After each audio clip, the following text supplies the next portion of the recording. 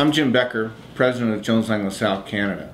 I've been in my role for 18 months, and my goal and objective is to grow the Canadian platform so that it looks and feels like the North American platform and the U.S. platform as you see it today in the United States. 27 years. Where'd you start?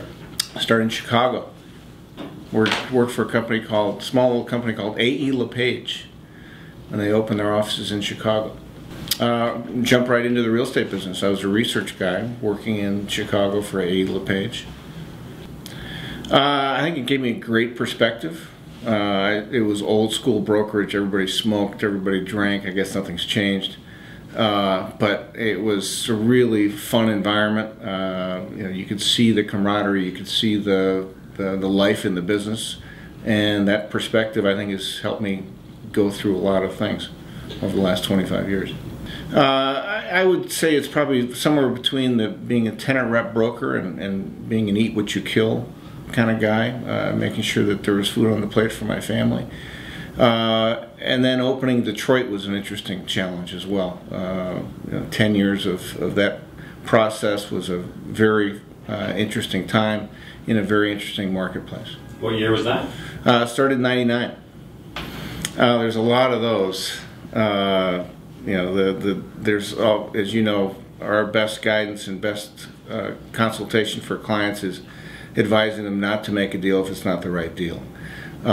So it'd be difficult to pinpoint that because it happened a few times.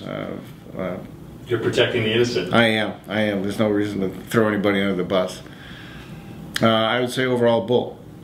I think there's several that are being fairly progressive. I think there's a trend that we're seeing along many fronts in this aggregation role that is taking more of a program management approach to transactions around the world and around the country. I think Jones Lang LaSalle seems to be on the cutting edge of most of those trends.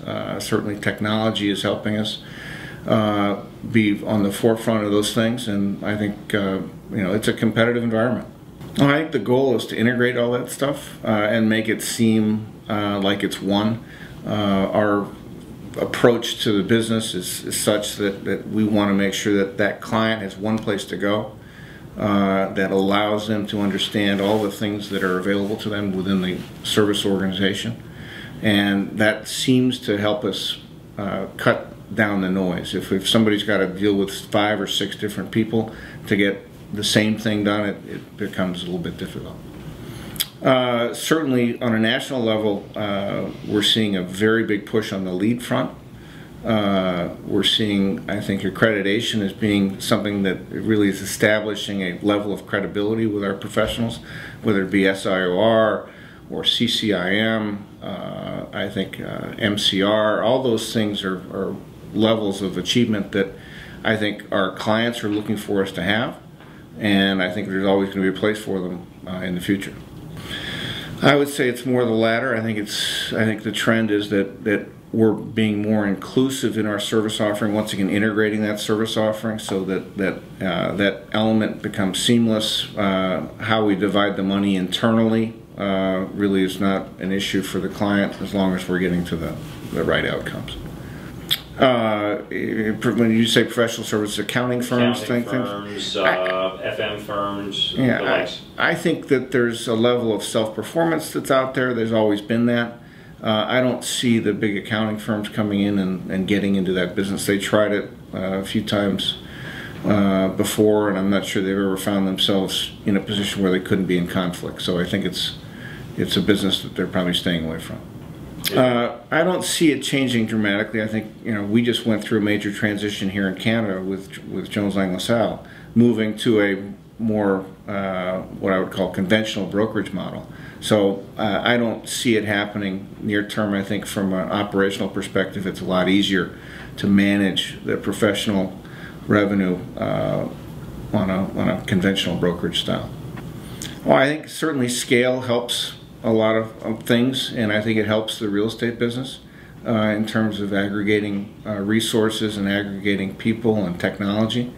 We're always going to be on the forefront looking at opportunities to get better and bigger if it helps build our business and build our client base. We're never going to be out of the game. We've just done a fairly significant acquisition with King Sturge in the UK, and there's always people thinking about stuff that's going to be accretive to the business. No, I don't think so. I think the marketplace has got room. This is a big marketplace, especially when you look at the industrial market. The office market is fairly robust. I think we could probably stand for a little bit more diversity in the tenant base, but I think that's another topic. We're kind of kicking it old school. We're pushing our guys to be out in the streets. We want our guys to be focused on meeting clients and developing relationships in an old-fashioned way, but use the technology that's available to you. LinkedIn, all the different social networking opportunities that are available to them that were never available to guys like you and I way back when. Heck, we didn't have a laptop when I was chasing the deals down. So I think it's a new age, but it still needs to be old-fashioned. Sure. I think certainly one would be access to labor on the office side. That's a big influencer for decision making. I think that's probably driving some of the migration to metropolitan areas because the recruiting is better there. Second, on the industrial side, it's going to be logistics, access to clients, access to materials, access to a lot of the product and delivery mechanisms is important. And I think the third overlay is really what's going on with the economy and how that's going to impact everybody's decision making going forward for access to capital and things like that. I think there's going to be a resurgence back to that labor issue. To attract the best and brightest talent, you've got to be in a marketplace where they want to be. And I think downtown, with all the amenities and the transportation, are all things that are going to be accretive to keeping that trend going. I would say there has to be some sort of correction. I don't think it's going to be very big nor long-lasting. I think the marketplace is very strong here. The economy is very strong. It's going to depend on what happens with the U.S. and the election coming up there that may or may not have a longer-term impact.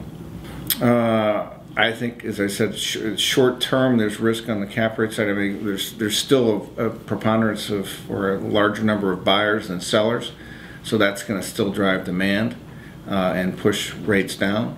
But I think at the end of the day, there's got to be a market correction around the values because seemingly we're at the peak. So land values are too high, and cap rates are too low. Yes. I think some markets are beginning to turn around, but I think on a broader based evaluation of the entire marketplace, you're looking at 3 to 5 years, in my estimate. I'm not an economist, but that's what it feels like. There's a lot of soft markets that are going to need even longer than that to recover. Yes, absolutely. I think the diversity of this city, the people, it's a veritable melting pot. And it's a place where diversity is not even brought up. It's not even an issue, and that's unlike other cities, other U.S. cities. And I think that the world is taking notice. Let's say 11. 11. Yeah. That's the number, or that's the restaurant? That's the restaurant. It's 11. Somewhere on the waterfront, maybe. It's a yes or no question. Yes. Cabo, San Lucas, or San Jose. Sort of cliche, but my father. What business was he in? He was in the newspaper business.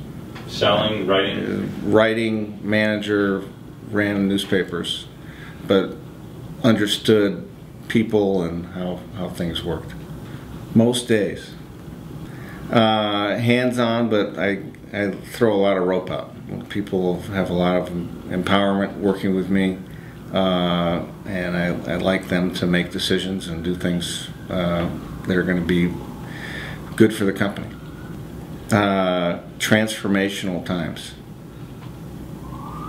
That's good. Thank you.